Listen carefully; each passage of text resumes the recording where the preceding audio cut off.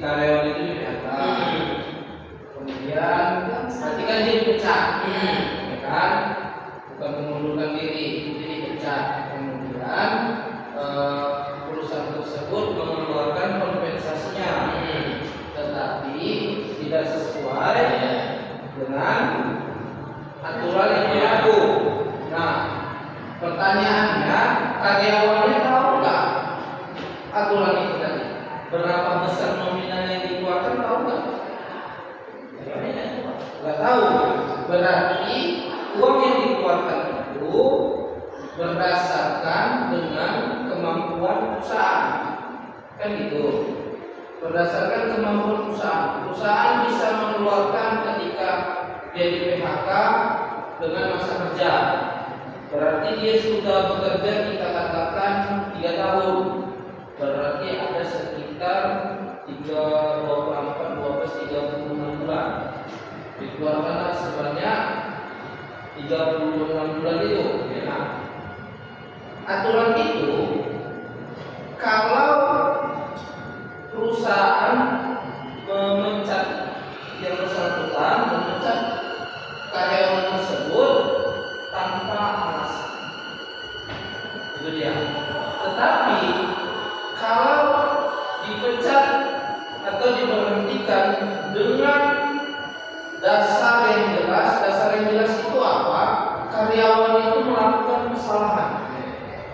Kesalahan itu mengakibatkan kerugian bagi perusahaan, ya kan? Kerugian bagi perusahaan, maka perusahaan akan menyesuaikan dengan aturan itu.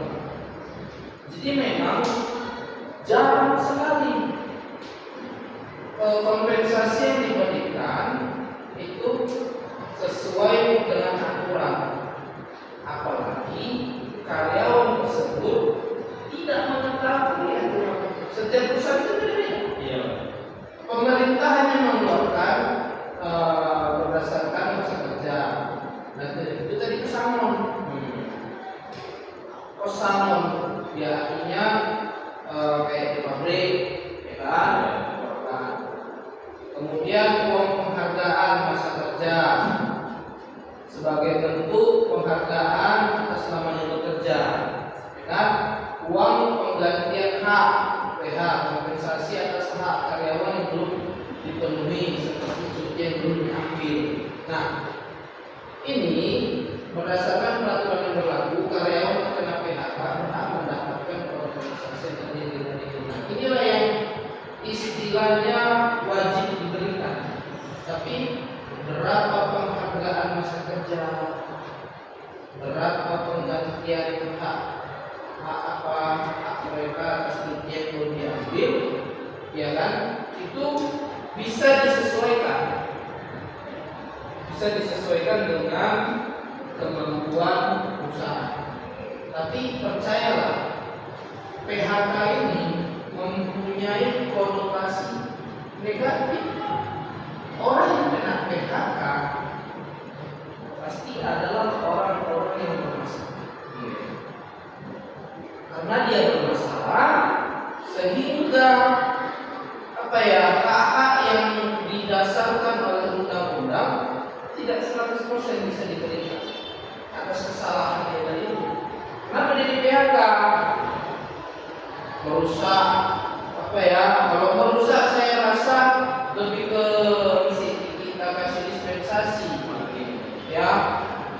Tapi kalau dia misalnya lebih parah, kelalaian yang menyebabkan kerugian, bahkan kematian, mencuri, segala macam, itu kan punishment-nya harus kena.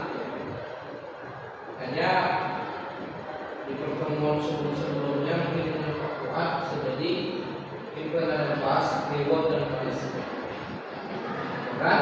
Di situ dia. Tapi kalau PHK ini biasanya pesangon sudah pasti dikeluarkan.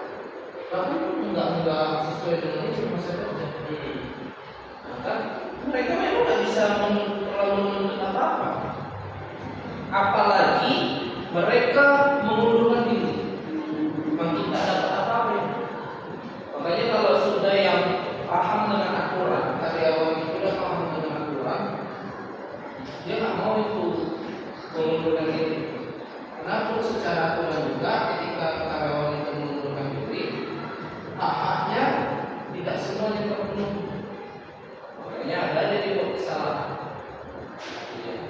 kecuali PHK-nya ini pemutusan hubungan kerja karena dia pensiun.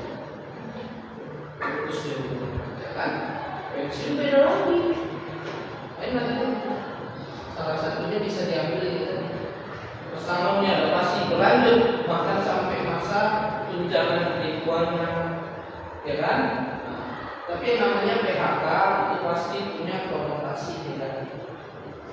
Karyawan yang di PHK putus hubungan kerja berarti kan dia lagi kerja, diputus hubungannya. Pasti kan ada masalah sesuatu yang dilakukan atau perusahaan itu mengalami kolek. Nah, kalau memang secara manajemennya perusahaan istilahnya memberikan atas hak-hak yang sesuai dengan yang berlaku, tapi pada prakteknya kebanyakan tidak disesuaikan. Kenapa? Karena kesalahan yang mereka lakukan. Ada lagi yang ditanya? Saya lah bertanya. Apa yang mau ditanya? Enak aja dia. Ada mau ditanya? Enggak sih, ini si Deksan. Si Deksan